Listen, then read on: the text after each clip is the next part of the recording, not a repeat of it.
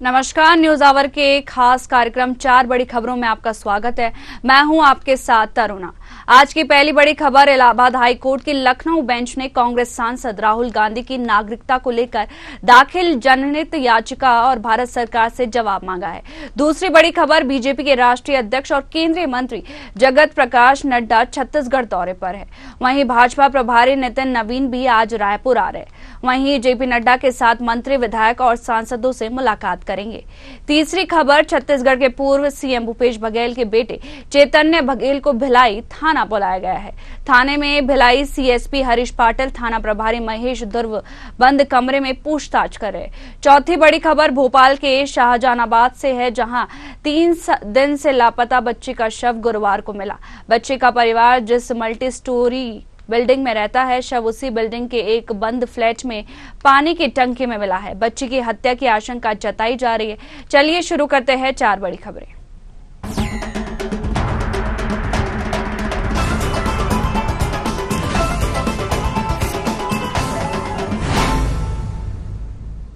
Allahabad high court की Lucknow bench ने कांग्रेस सांसद राहुल गांधी की नागरिकता को लेकर दाखिल जनहित याचिका में भारत सरकार में जवाब मांगा है। राहुल गांधी की ब्रिटिश नागरिकता और निर्वाचन रद्द करने के मामले में सुनवाई करते हुए कोर्ट ने कहा, हम पहले भारत सरकार का निर्णय जानना चाहेंगे। उन्होंने शिकायत पर क्या एक्शन लिया है, इस मामले में 30 सितंबर को अगली सुनवाई होगी। जस्टिस राजन रॉय और जस्टिस ओम प्रकाश शुक्ला की बेंच ने additional solicitor general Suryabhan Pandey को इस मामले में केंद्रीय गृह मंत्रालय से जानकारी हासिल करने का निर्देश दिया। कोर्ट में याचिकाकर्ता कर्नाटक के एस विघ्नेश शिशिर ने व्यक्तिगत रूप से पेश होकर दावा किया है कि उन्होंने पीआईएल दायर की है। निर्वाचन रद्द करने की मांग रायबरेली लोकसभा से निर्वाचन को चुनौती देते हुए इलाहाबाद हाई कोर्ट की लखनऊ बेंच में 3 महीने पहले जनहित याचिका दायर की गई थी।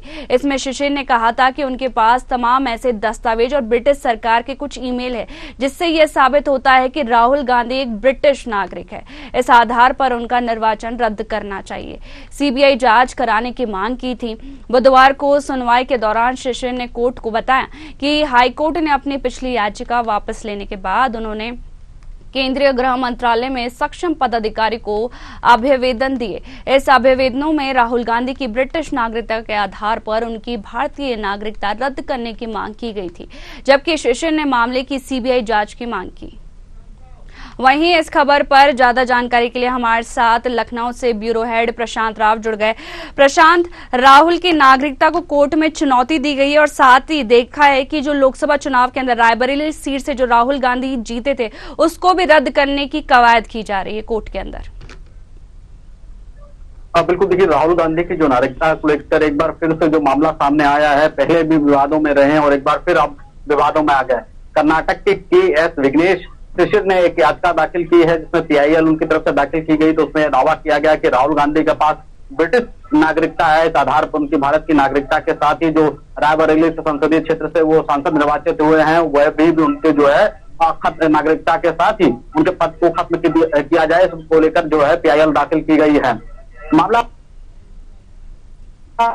वहां पर जो सॉलिसिटर जनरल है उनसे इस मामले में जो है अधिक जानकारी जुटाने के लिए कहा गया और भारत सरकार के अधीन यह मामला होगा, क्योंकि यहाँ से आधिकारिक जानकारी मिलेगी, उसके बाद कोर्ट में पेश किया जाएगा।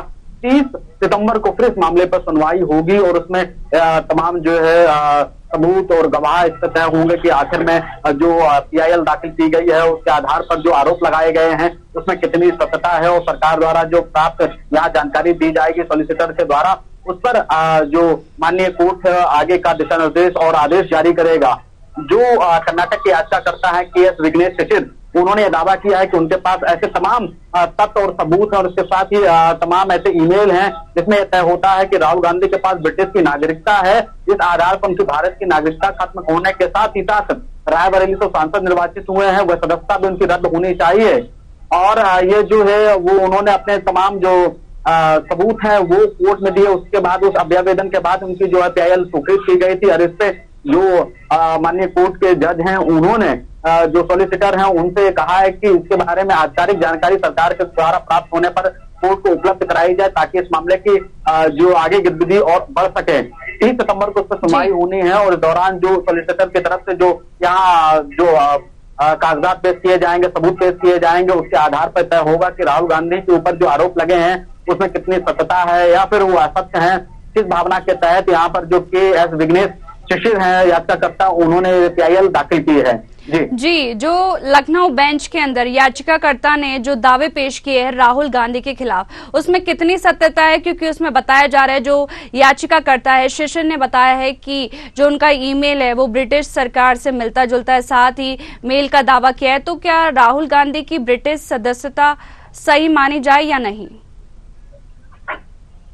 देखिए, ये मामला तो अभी गंभीर बना हुआ है और इस मामले पर जो है गृह मंत्रालय को इस बारे में जानकारी जुटानी होगी कि जो याचिकाकर्ता ने यहाँ पर सबूत जुटाए हैं उसमें कितनी सत्यता है, क्योंकि भारत सरकार के साथ ही विदेश मंत्रालय का भी इसमें जो है इन्वोल्वेशन होगा और इसमें जो ब्रिटिश नागरिकता की बात की गई है तो वहां की भी जो तमाम जो जानकारियां जुटाई जाएंगी। उसके बाद गृह मंत्रालय के पास जानकारी आने के बाद जो सॉलिसिटर हैं वो कोर्ट में पेश करेंगे आखिर में इस मामले में कितनी सत्ता है। जो आरोप लगाए गए हैं राहुल गांधी के ऊपर याचिकाकर्ता के द्वारा, उसके द्वारा जो सबूत दिखाया यहाँ दिए गए हैं उनमें कितनी सत्यता है। अगर सत्यता पाई जाती है तो निश्चित तौर से राहुल गांधी के लिए बड़ी मुसीबतें खड़ी हो सकती हैं और यदि जो सबूत पेश किए गए हैं उनमें असत्यता पाई जाती है तो यहाँ के एस विघ्नेश याचिकाकर्ता है वह भी मुसीबतों से घिर सकते हैं, क्योंकि राहुल गांधी वर्तमान में नेता प्रतिपक्ष हैं। ऐसे में एक बड़ा कद भी है और कांग्रेस के पूर्व अध्यक्ष भी रह चुके हैं।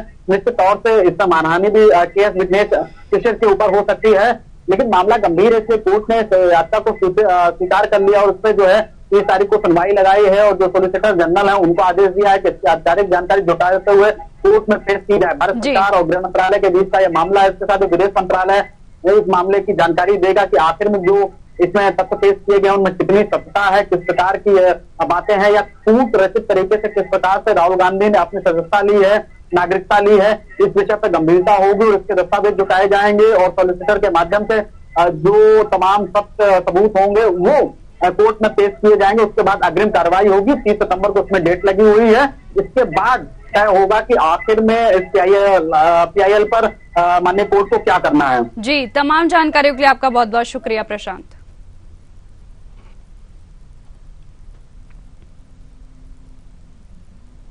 बीजेपी के राष्ट्रीय अध्यक्ष और केंद्रीय मंत्री जगत प्रकाश नड्डा छत्तीसगढ़ दौरे पर है। वहीं प्रभारी नितिन नबीन भी आज रायपुर आ रहे। वहीं जेपी नड्डा के साथ मंत्री, विधायक और सांसदों से मुलाकात करेंगे। संगठन के सभी बड़े नेताओं के साथ एक बैठक भी लेंगे।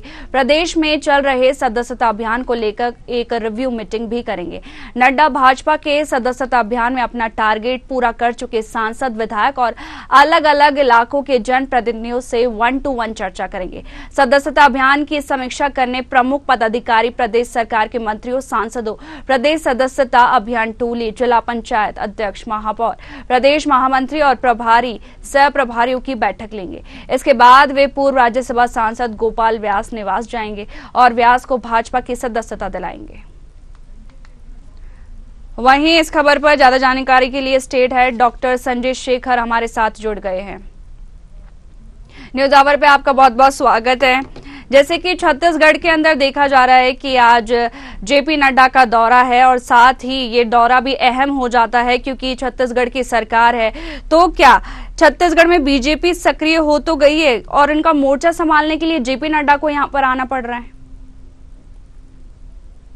देखिए, जेपी नड्डा जो बीजेपी के राष्ट्रीय अध्यक्ष हैं वो उड़ीसा के दौरे पर है और उड़ीसा से वो छत्तीसगढ़ होते हुए और जम्मू कश्मीर जाएंगे। अभी उड़ीसा से रवाना हो रहे हैं वो और कुछ देर बाद वो छत्तीसगढ़ पहुंचे रहेंगे। छत्तीसगढ़ की राजधानी रायपुर। यहाँ पहुंचने के बाद वो सीधे केनाल रोड पे जाएंगे जहां पर रानी दुर्गावती की प्रतिमा लगी हुई है, उस पर माल्यार्पण करेंगे। उस माल्यार्पण के बाद वो राज्यसभा के पूर्व सांसद और जनसंघ के जमाने से बीजेपी के नेता डॉक्टर गोपाल व्यास उनके निवास में जाएंगे और उनको पार्टी की सदस्यता दिलाएंगे और वहां से वो उनके नालंदा परिसर जाने का कार्यक्रम है। नालंदा परिसर छत्तीसगढ़ में युवाओं को, खासकर पढ़ने लिखने वाले जो युवा हैं, उनका उनका एक बड़ा सेंटर है, एक पुस्तकालय है वो वहां पर, और वहां पर सारे बच्चे बैठ करके प्रतियोगी परीक्षाओं की तैयारी करते हैं। तो उनके बीच में जेपी नड्डा और छत्तीसगढ़ के मुख्यमंत्री विष्णुदेव साय और तमाम बीजेपी के नेता वहां पर जाएंगे और युवाओं के साथ बातचीत करेंगे और युवाओं को सदस्यता अभियान से जोड़ने की कोशिश करेंगे।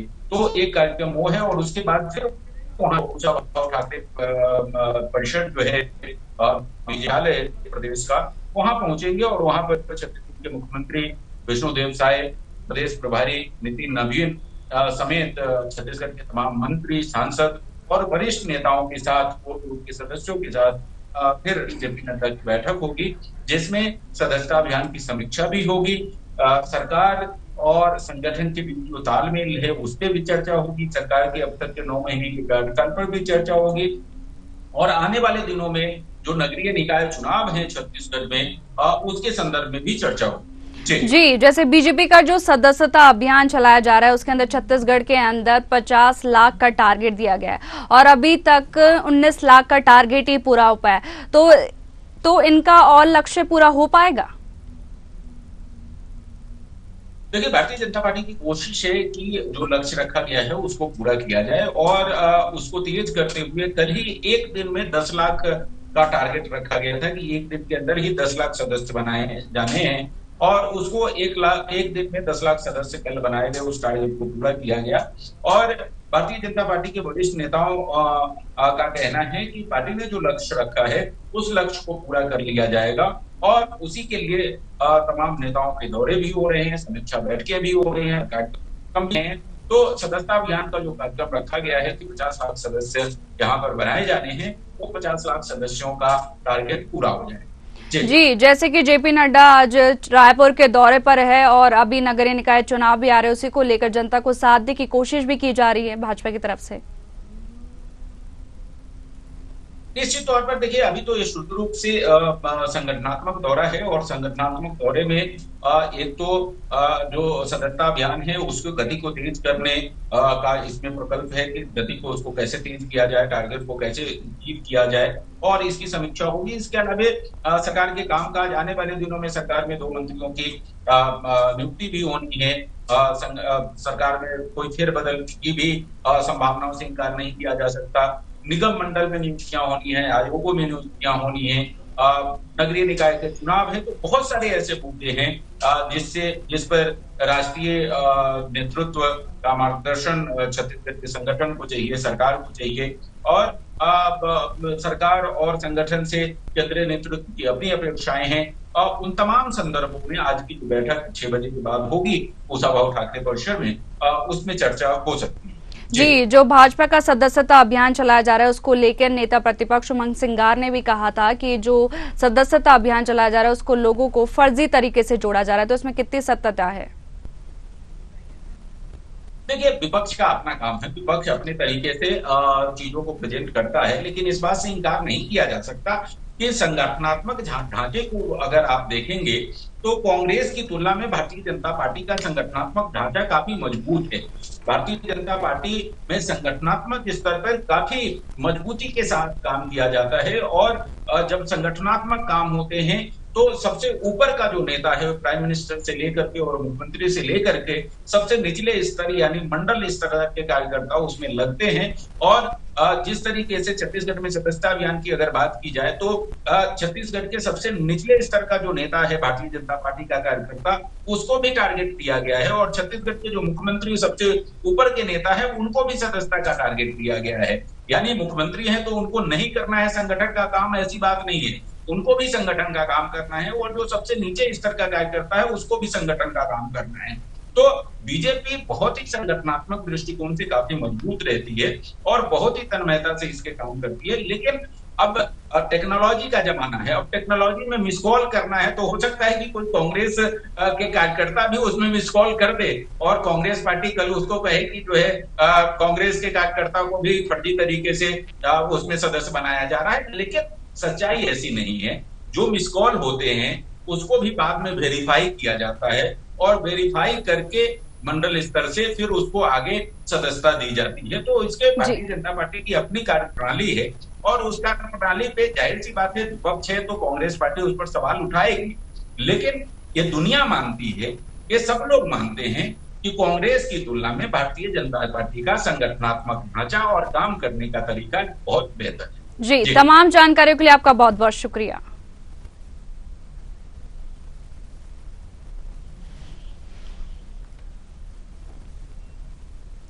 छत्तीसगढ़ के पूर्व सीएम भूपेश बघेल के बेटे चैतन्य बघेल को भिलाई थाना बुलाया गया है। थाने में भिलाई सीएसपी हरीश पाटिल, थाना प्रभारी महेश दुर्व बंद कमरे में पूछताछ कर रहे हैं कि चैतन्य बघेल से खूबचंद बघेल महाविद्यालय भिलाई 3 के सहायक प्रोफेसर विनोद शर्मा पर हुए जानलेवा हमले मामले में पूछताछ की जा रही है। बताया जा रहा है कि घायल प्रोफेसर रायपुर एम्स में भर्ती है। इस मामले में दुर्ग पुलिस ने फरार आरोपियों पर इनाम की घोषणा और लुकआउट सर्कुलर भी जारी किया था। घटना 19 जुलाई 2024 की है। इस दिन भिलाई के ग्रीन वैली में रहने वाले 57 साल के सहायक प्रोफेसर विनोद शर्मा कहीं जा रहे थे। इस दौरान 2 बाइक में सवार 3 आरोपियों ने उन्हें रास्ते में रोककर पहले गाली गलौज की, फिर लाठी डंडों से उन्हें जमकर पीटा। प्रोफेसर ने गंभीर घायल हो गए और कई जगह फ्रैक्चर आए हैं। वहीं पुलिस ने 6 में से 3 आरोपियों को गिरफ्तार किया है और अब तक 3 फरार है। आरोपियों के बयान के आधार पर खुलासा हुआ है कि प्रोफेसर पर हमला ठेकेदार प्रवीर कुमार शर्मा ने करवाया था। वहीं इस खबर पर ज्यादा जानकारी के लिए हमारे साथ संवाददाता संध्या जुड़ गई है। संध्या, जैसे लगातार देखा जाता है कि और भी लगातार कई मामले सामने आते रहते हैं, लोग कार्रवाई करते हैं, पर ये जो पूर्व सीएम है भूपेश बघेल के बेटे पर जो कार्रवाई की उनको थाने में बुलाया गया, तो क्या पुलिस की कार्रवाई राजनीति से प्रेरित है क्या? जी, जब से ये मामला आज 12-1 बजे के बीच में शुरू हुआ है प्रोफेसर पे हमले वाले की बात को लेकर लगातार यहाँ राजनीति गरमाई हुई है और जो उनके समर्थक है पूर्व मुख्यमंत्री भूपेश बघेल के, उनका थानों में पहुंचना लगातार जारी है। कार्यकर्ता तो बहुत पहले से जमे हुए हैं, अब बड़े नेताओं को पहुंचने का दौर शुरू हो चुका है। कि पूरा आप जानकारी दे दूं कि ये जो पूरा मामला है 2 महीने प्रोफेसर विनोद शर्मा के ऊपर हमला हुआ था, जिसमें 6 लोगों को नामजद आरोपी बनाया गया था, जिसमें 3 की गिरफ्तारी हो चुकी है और 2 लोग जो फरार बताए जा रहे हैं उन पर 10-10 हजार का इनाम भी रखा गया है और अभी तक दुर्ग पुलिस उनको गिरफ्तार नहीं कर पाई है। और इसी मामले में अब जैसे ही चैतन्य बघेल पूर्व मुख्यमंत्री भूपेश बघेल के बेटे हैं, उनका नाम आने के बाद लगातार यहाँ दुर्ग भिलाई में राजनीति गर्मा गई है और लगातार चर्चाओं का दौर है। और कहीं ना कहीं जैसा कि कांग्रेसी दबी जबान में कह रहे हैं कि ये कहीं ना कहीं राजनीतिक साजिश के तहत ऐसा किया जा रहा है, ऐसा बात सामने आ रही है। जी, तमाम जानकारी के लिए आपका बहुत बहुत शुक्रिया।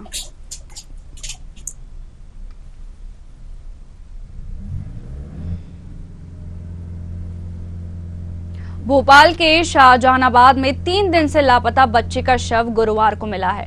बच्चे का परिवार जिस मल्टी स्टोरी बिल्डिंग में रहता है, शव उसी बिल्डिंग के एक बंद फ्लैट में पानी की टंकी में मिला है। बच्चे की हत्या की आशंका जताई जा रही है। पुलिस ने 2 संदिग्धों को हिरासत में लिया है। पुलिस ने शव टंकी समेत पोस्टमार्टम के लिए अस्पताल पहुंचाया। स्थानीय लोगों ने पुलिस पर लापरवाही का आरोप लगाया। गुस्साई भीड़ ने टीबी हॉस्पिटल रोड पर चक्का जाम कर दिया है। थाने के सामने से नारेबाजी कर धरना प्रदर्शन किया जा रहा है। लोग बच्चे की हत्या के आरोपियों को फांसी दिए जाने की मांग कर रहे हैं। कांग्रेस विधायक आरिफ मसूद ने सीएम हाउस का घेराव करने की चेतावनी दी है। देखिए, संदिग्ध आप इसको संदिग्ध तो हम डेफिनेटली मानेंगे ही, बाकी उसमें क्या तथ्य निकल के आते हैं, किस प्रकार से मृत्यु हुई है, जो भी है फर्दर इन्वेस्टिगेशंस के बाद ही पता चलेगा।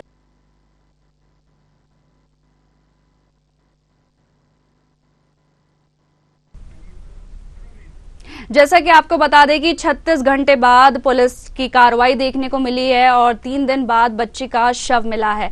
और आपको बता दें कि टंकी के अंदर बच्चे का शव मिला है और इस पर पीसीसी चीफ जीतू पटवारी ने भी बोला है, राजनीति से जोड़ा है। साथ ही उन्होंने कहा है कि मध्य प्रदेश के अंदर इतनी शर्मनाक घटना देखने को मिल रही है। मध्य प्रदेश को लेकर बच्चियां यहां पर सेफ नहीं है। वहीं लगातार सीएम हाउस का घेराव भी किया जा रहा है। वहीं आपको बता दें कि कांग्रेस विधायक आरिफ मसूद ने सीएम हाउस का घेराव किया है। लगातार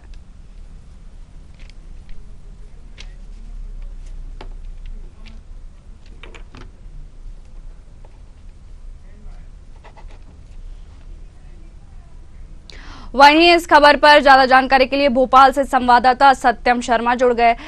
सत्यम, 36 घंटे बाद पुलिस ने कार्रवाई की है और शव को बरामद किया है, जहां पर प्रधानमंत्री है, गृह मंत्री भी यहीं के रहने वाले हैं। साथ ही इतनी बड़ी घटना हो गई है और इतना समय बाद 3 दिन बाद शव को बरामद किया गया, तो ये तो पुलिस की बहुत ही बड़ी लापरवाही है। सत्यम, निश्चित तौर पर देखिए तरुणा, जो जिस तरह से घटना हुई है, ये घटना कहीं झकझोर देने वाली राजधानी भोपाल को है। यहाँ लोगों में आक्रोश भी है और इसको लेकर के भी दुख दर्द भी बयां किया जा सकता है। माता पिता के बुरे हाल है। आपको पूरी घटना बताएं तो मंगलवार 12 बजे को ये लड़की लापता हुई थी, जब फॉग मशीन नगर निगम भी पहुंची थी और फॉगिंग के दौरान बताया जा रहा है कि वो लड़की गायब हुई थी। अगर हालांकि इस दौरान जितने फॉग के कर्मचारी वहां पर मौजूद थे, नगर निगम के कर्मचारियों से पुलिस ने बात की थी, जिस पर जो बात हुई थी उस पर कुछ भी निकलकर सामने नहीं आया था और लगातार सभी से पूछताछ की जा रही थी। आपको बताएं, जो वाजपेयी नगर की मल्टी है, वहां पर करीब 1000 फ्लैट जो है वो बनाए गए हैं और 1000 फ्लैटों में पुलिस 3 दिन से लगातार चेकिंग कर रही थी।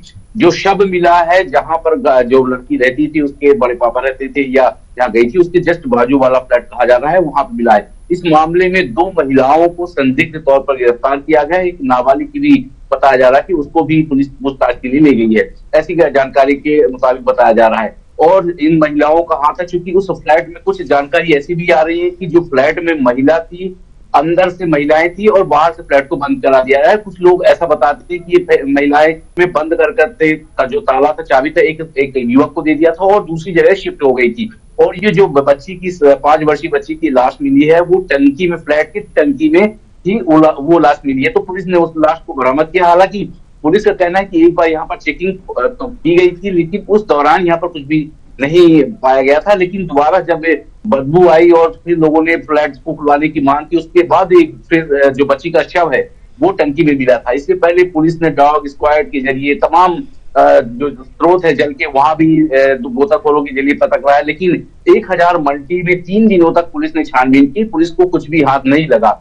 हालांकि जिस फ्लैट की बात को लेकर जनता आक्रोशित है, उसमें कहना ये पहले फ्लैट खुलवाया गया था, लेकिन जिस तरह चेकिंग की जाती है उस तरह चेकिंग की। हालांकि गहन चेकिंग करते अगर तो हो सकता है पुलिस इसमें कामयाब भी हो जाती, बच्ची को उसी दिन बरामद कर लिया जाता है या बच्ची को सुरक्षित बचाया जा सकता था, ऐसा भी लोगों का कहना है। निश्चित तौर पर इस पर भी कांग्रेस अब इस पर आरोप लगा रही है। जो आतिफ फकीर है, जो आरिफ मसूद है, वो लगातार इस जो थाने पे है वहां पहुंचे हुए थे। विभा पटेल हैं, जो कांग्रेस की अध्यक्ष है, प्रदेश अध्यक्ष है महिला कांग्रेस की, वो भी पहुंची हुई है, कमिश्नरेट कार्यालय पहुंची थी, उन्होंने भी आवेदन दिया है। तो तमाम तरह की बातें निकलकर सामने आ रही। हालांकि बच्ची का अब पोस्टमार्टम हो गया है, लेकिन फिलहाल अभी पोस्टमार्टम की रिपोर्ट नहीं आई है कि बच्ची के साथ कुछ अप्रगट कार्य या दुष्कर्म का जैसे कार्य किए गए हैं या फिर सीधे बच्ची को जैसा मार दिया गया हो या कुछ भी, किस तरह से मारा गया। फिलहाल इस पर अभी पुलिस पूछताछ कर रही है। पूछताछ के बाद ही कुछ निकलकर सामने आएगा कि जो 2 महिलाएं हैं वो किस वजह से फ्लैट छोड़कर अगर गई थी, तो फ्लैट छोड़कर गई थी तो कहाँ गई थी और क्यों गई थी, और अगर फ्लैट के अंदर रह रही थी तो बाहर से ताला क्यों बंद था, ये भी सवालों के घेरे में है। किराए की देने की बात कही जा रही है। मल्टियों को किराए में नहीं दिया जा सकता। अगर मल्टियों को किराए में दिया गया है तो ये भी सवाल के घेरे में है, और अगर किराएदार रह रहा था या रह रही थी तो ये भी सवालों के घेरे में, क्या उनका पुलिस वेरिफिकेशन कराया गया। देखिए कुछ दिनों से बड़ी घटनाएं बच्चियों के प्रति आ रही हैं, कहीं दुष्कर्म की घटनाएं आ रही है, कहीं कुछ भी घटनाएं जिस तरह से जो उनके साथ अनहोनी हो रही है, इसको लेकर के तमाम विपक्षी दल भी लगातार इस पर शासन पर आरोप लगा रहा है, मोहन सरकार पर आरोप लगा रहा है, पुलिस प्रशासन पर आरोप लगाए जा रहे हैं और सीएम हाउस का घेराव तक करने की बात कही जा रही है। देखिए अभी पोस्टमार्टम की जब बच्ची की रिपोर्ट आएगी, 6 साल की मासूम बच्ची थी, अपने बताया जा रहा है, जो पूरा घटनाक्रम था बताया जा रहा है कि वो अपने बड़े पापा के घर ऊपर मल्टी में गई थी, उसी ब्लॉक में नीचे उसका घर है और जिस ऊपर ब्लॉक में उसके पापा घर, पापा दादाजी को बोल के आई थी कि मैं अपना बुक लेकर आती हूँ। उसके बाद बच्ची लौटी नहीं, तब परिजनों ने जाकर पुलिस थाने में रिपोर्ट लिखाई थी। हालांकि उसी समय अगर बाजू वाले फ्लैट की सघन चेकिंग हो जाती तो हो सकता है इस मामले का खुलासा उसी समय हो सकता था, लेकिन जिस तरह से देखिए 100 पुलिस वाले मिलकर के 1000 फ्लैट्स छाने, लगातार पूरा 5 थानों की पुलिस लगी रही, उसके बाद भी बच्ची का सुराग नहीं मिला। लेकिन अब जाके अभी करीब 12-1 बजे के करीब सुराग मिला है और उस दौरान जो वहां के स्थानीय लोग थे उन्होंने हंगामा भी कर दिया,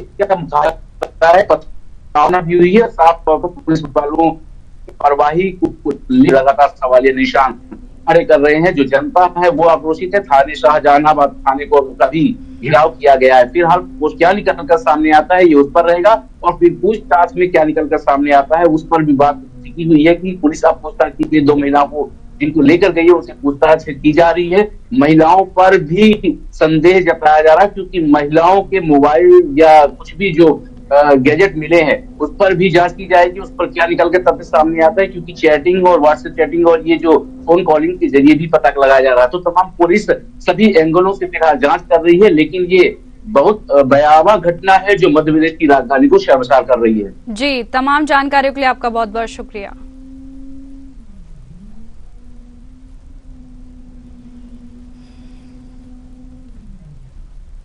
फिलहाल इन 4 बड़ी खबरों में इतना ही। बने रहिए न्यूज़ आवर के साथ। नमस्कार।